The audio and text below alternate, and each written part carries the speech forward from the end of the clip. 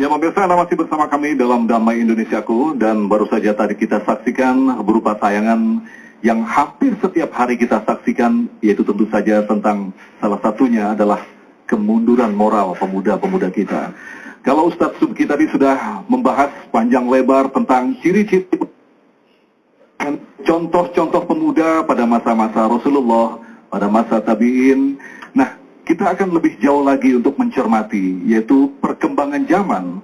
Rupanya justru bisa membuat pemuda menjadi orang-orang atau pribadi-pribadi yang turun akhlaknya, dan segala sesuatunya tidak didasarkan atas Al-Quran.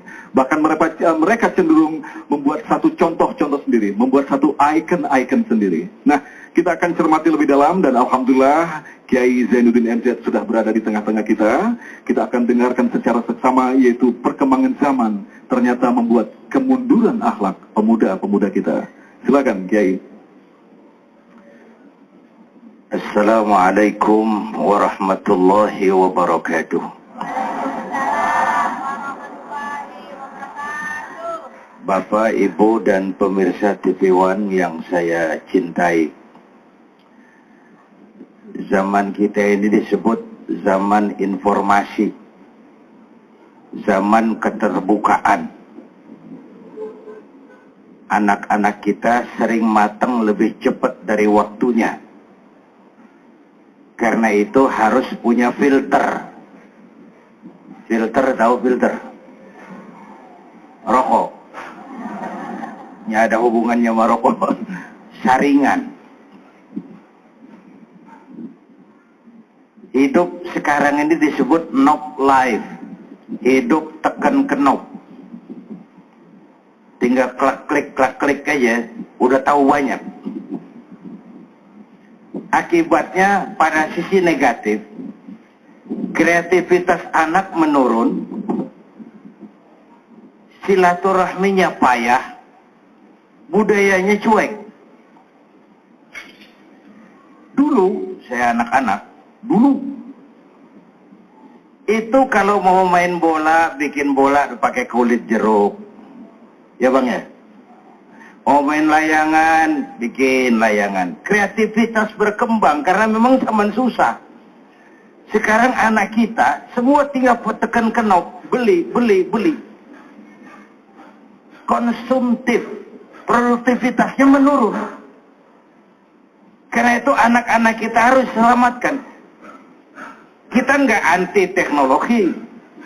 Harus kita gunakan teknologi, tapi dampak negatifnya harus kita filteri. Teknologi nggak bahaya, yang bahaya orang yang menggunakannya. Dengan SMS kita bisa nyebar nasihat-nasihat, bisa nggak? Tapi dengan SMS kita bisa nyebar fitnah. Tergantung yang ngeklik itu. Sehingga kalau istilah saya, yang namanya cepot, tahu cepot? Itu kalau dipegang oleh, ya Pak? Cepot, kalau yang megang Ki Anom Suroto, bisa baca selawat badar cepot. Cepot, selawat badar. Karena yang megang dalangnya ngerti selawatan. Teknologi juga begitu. Dampak-dampak negatif dari yang namanya teknologi, informasi, abad kemajuan harus kita berikan filter kepada anak-anak kita. Apa konsepnya? Saya mau kembali kepada tokoh pendidikan kita, Ki Hajar Dewantoro. Ucapan beliau jadi semboyan pendidikan kita. Ing ngerso sung tulodo, ing madya mangun kerso tuturi handayani. Tahu artinya? Yaitu ingerso sung tulodo. Anak tuh perlu keteladanan. Kata orang Belanda, buah apel jatuhnya nggak terlalu jauh dari pohonnya. Nggak mungkin pohonnya di Bogor jatuhnya ke Kebayuran buah. Buah apel jatuhnya nggak terlalu jauh dari pohonnya. Anak biasanya ngikuti yang dia lihat. Biasanya kalau bapak kalong, anak kampret. Bapak nyolong, anak nyopet. Keteladanan. Sekarang ini banyak orang bisa memberi contoh, tapi sedikit orang bisa menjadi contoh. Memberi contoh gampang, jadi contoh sulit. Kalau memberi contoh sih, saudara-saudara rajin-rajinlah sedekah. Gimana orang mau ikut yang teriak buntut gasiran? Mbahnya pelit. Ini memberi contoh tapi nggak jadi contoh namanya. Bapak Ibu hadirin yang saya hormati, memberikan contoh yang baik. Baik dengan ucapan, baik juga dengan perbuatan. Orang tua memberi contoh di rumahnya, pemimpin memberi contoh kepada rakyatnya. Dengan apa contoh? Pertama, contoh berupa ucapan. Yang kedua lebih penting, contoh berupa perbuatan. Di kadang-kadang kita sekarang kan jarang, susah nyari tempat ngaca. Dulu di depan kantor DPR Senayan tuh banyak tukang kaca pada dagang tuh. Ya, diusirin sama polisi. Sebenarnya udah pas tuh dia dagang di situ tuh. Maksudnya supaya yang mau ngantor pada ngaca dulu di situ tuh. Pantas nggak jadi wakil rakyat. Diberikan keteladanan, contoh berupa ucapan. Kadang-kadang pemimpin kita ini ngomongnya, ucapannya nggak bisa jadi teladan. Waktu Nias dihantam gempa, gelombang laut naik ke darat, rakyat banjiran, infrastruktur hancur, Nias Mentawai. Ada pejabat tinggi ngomong, bagaimana nasib rakyatnya? Ya itu resikonya berubah di pinggir pantai. Resiko berubah, itu kan nggak mendidik. Kemarin waktu cabai naik, apal bener. Ada pejabat ngomong, ya kalau cabai mahal, coba setiap kita nanam cabai di halaman rumah kita. Ini kan jawaban yang nggak mendidik. Kalau cabai mahal, rakyat suruh nanam cabai. Beras mahal, rakyat suruh nanam padi. Ntar kalau telur naik, lu suruh bertelur itu rakyat. Ini kan ucapan yang nggak mendidik. Bapak Ibu hadirin yang saya hormati, keteladanan dalam bentuk ucapan. Yang kedua, keteladanan yang lebih penting dalam bentuk perbuatan. Sebab sadar atau tidak, hidup ini sekedar nunggu giliran kok. Anak-anak kita tuh memang harus kita siapkan. Hidup sekadar nunggu giliran. Kalau telat kita mempersiapkan, kita digusur waktu. Kita banyak mengalami suksesi. Bung Karno kita sayang, kita cinta. Tahu-tahu telat memberikan kesempatan kepada generasi muda. Tergusur dalam sejarah. Pak Harto begitu.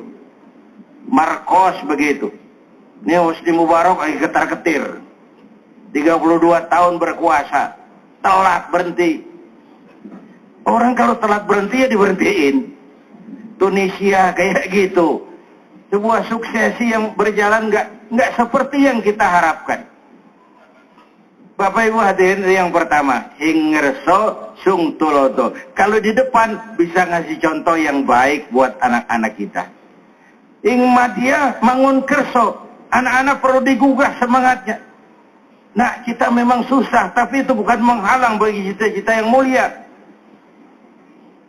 Nah, kita memang miskin, tapi itu bukan menghalang bagi cita-cita yang mulia. Diberikan dorongan, semangat, sugesti, rangsangan, supaya dia maju. Bapakmu cuma jadi RT, nak, kamu jadi camat. Bapakmu cuma jadi tamat SD, kamu sarjana. Bapakmu tukang tambal ban, nak, kamu punya pabrik ban. Diberikan dorongan. Dan itulah peran lebih yang dominan dari ibu-ibu. Ya. Bu. Oke, Kiai, kita break dulu, satu lagi masih tersisa, ya. Jadi ada pesan-pesan tadi, yang paling penting kita catat di sini adalah ucapan dan perbuatan. Nah, pertanyaan besarnya, apakah generasi tua kita telah memberikan contoh ucapan dan perbuatan yang baik pada generasi muda? Ataukah generasi muda kita juga mencontoh ucapan dan perbuatan generasi tua kita? Barangkali bukan kejatuhan, saya tidak mengatakan kejatuhan di sini. Ada banyak sesuatu yang terjadi di Indonesia ini karena sekali lagi barangkali mungkin tidak ada yang menjadi satu contoh yang baik berdasarkan Al-Quran. Nah pemirsa, tentu saja kita akan bahas lebih dalam lagi seperti yang sudah kita janjikan tadi. Kita nanti akan membahas secara akademis, yaitu bersama Ibu Wulansari, seorang psikolog yang akan membahas yaitu seputar generasi alay atau generasi yang merespon perkembangan informasi yang ada di Indonesia ini. Dan tentu saja, semua sampai sampaikan tentu saja dalam Damai Indonesiaku. Ya pemirsa, kita masih bersama Damai Indonesiaku dan kita akan lanjutkan kembali tausiah kita bersama Kiai Zainuddin MZ yang tadi sudah menjelaskan bahwa segala sesuatunya walaupun diberikan kepada pemuda, harapan-harapan itu diberikan kepada pemuda, tapi yang jelas di sini pemuda juga tentu saja tidak mau dipersalahkan. Karena apa yang dibuat oleh pemuda, kemudian bagaimana bentuk pribadinya, itu adalah dihasilkan dari binaan orang tuanya. Nah, seperti yang Ustadz Kiai contohkan tadi, yang salah satunya adalah Tuturi Handayani. Mereka memberikan contoh perbuatan, perkataan, dan lain sebagainya. Ya, silakan Kiai bisa dilanjutkan lagi. Apa yang perlu disampaikan kepada pemuda-pemuda ini, Kiai? Bapak Ibu hadirin dan pemirsa TV1, saya ulangi, sikap yang pertama buat anak-anak kita itu, ingerso sung tulodo. Anak perlu keteladanan, contoh, baik ucapan maupun perbuatan. Yang kedua, ing madya mangun kerso. Ing madyo mangun kerso. Karso. Iyalah, itu beda huruf aja, satu huruf aja kok.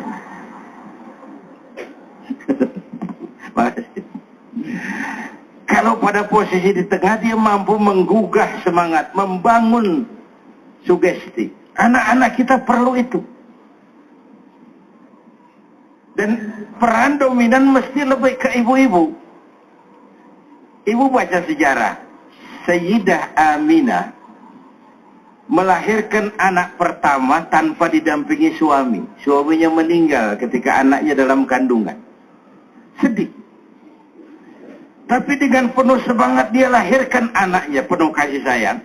Didampingi, diberikan sugesti, dorongan, semangat. Dan dia berhasil mengantar bayi Muhammad itu menjadi orang besar dan dibesarkan Allah. Mahatma Gandhi, tahu Mahatma Gandhi? Kenal? Lagi di mana kenalannya, lu ngaku. Ibunya yang memacu, bapaknya nggak ada yatim. Gandhi jadi orang kau. Gandhi sekolah nak. Gandhi belajar nak. Gandhi jadi orang besar nak. Kalau perlu sekolah ke Inggris. Biar Inggris jajah kita. Nggak ada salahnya kau belajar ke Inggris. Tapi jangan pacaran sama bule Gandhi. Jangan sentuh minuman keras Gandhi. Mahatma Gandhi tumbuh jadi orang besar. Karena dorongan emaknya. Mak. Oi mak. Emaknya. James Watt. Nah siapa tuh? Yaitu James Watt. Jadi ilmuwan besar, penemu listrik uap itu didorong oleh emaknya, dia yatim. Udahlah nak, bapamu cuma jadi RT, kamu jadi camat. Di bawah bumi ada bumi nak. Kita bilang kita susah, ada lagi kok yang lebih susah dari kita. Gaji bapamu kecil nak, tapi ada yang lebih kecil lagi. Sabar. Emang lagi zaman susah. Presiden India gajinya lebih kecil dari Presiden Indonesia. Padahal yang diatur 1 miliar orang. Presiden Cina gajinya lebih kecil dari Presiden Indonesia. Padahal yang diatur rakyatnya 1,5 miliar. Banyak nggak 1,5 miliar? Itu kalau kencing bareng banjir.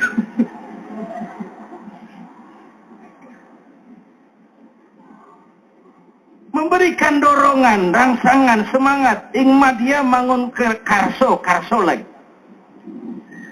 Digugah semangatnya nak. Banyak orang-orang besar yang memulai pekerjaannya dagang koran. Many a great man start as a newspaper boy. Tahu apa artinya itu? Banyak orang-orang besar yang memulai pekerjaannya dagang koran. Nggak ada kerjaan halal yang hina. Waktu kumpul sama pemulung, saudara-saudara kita di Bantar Gebang, saya bilang, Pak, ini ngai sampah tuh bukan kerjaan hina. Ini halal. Ini lebih terhormat daripada pakai dasi, naik mercy, hasil korupsi.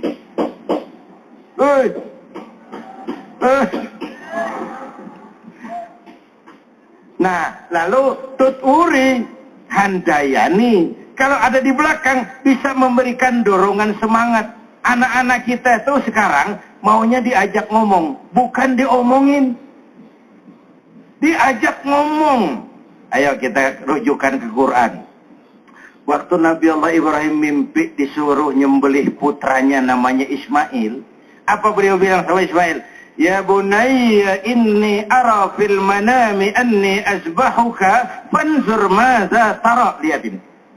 Ananda, Abah disuruh Allah nyembelih kamu. Fanzur madza tara. Menurut kamu gimana nih, kerjain nggak kira-kira?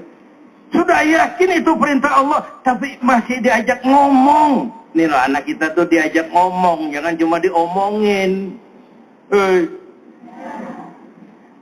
Nabi Ibrahim ngasih contoh, nggak lantuk. Ismail, sini, gua potong. Nah, perintah tuh harus diam aja deh, potong. Fanzur masa taro, ajak anak ngomong. Jangan cuma diomongin. Jenuh dia kalau diomongin. Jangan terlalu didoktrin. Biarkan mengalir seperti air. Tadi Ustaz Subhi sudah memberikan contoh generasi yang Quran. Bagaimana itu ditradisikan sejak kecil. Sejak lidahnya masih lunak dibawa ke sana kemari. Kalau sudah seumur kita ini lidah udah kaku. Mau bilang Muhammad sallallahu aja. Saudara-saudara kita selaku umat Muhammad silalahi. Itu si Muhammad Batak lain, Muhammad silalahi.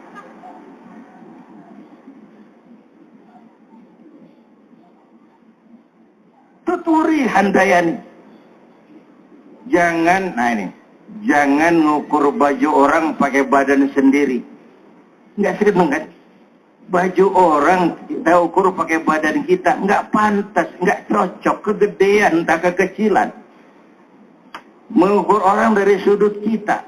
Istilah lama lagi, jangan mancing ikan pakai anggur.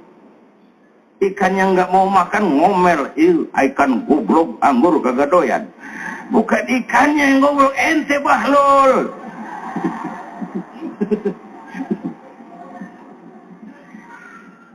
Umpannya nggak pas masa mancing ikan pakai anggur. Kita sering gagal merangkul anak-anak kita, gagal merangkul remaja-remaja kita karena umpannya salah. Mancing ikan pakai anggur. Ono kita rambutnya gondrong tapi rajin ke masjid. Janganlah bilang apaan lo ke masjid gondrong begitu, jangan. Kan lebih baik gondrong ke masjid lebih bagus daripada botak ngadu ayam. Umpamanya, ini umpamanya.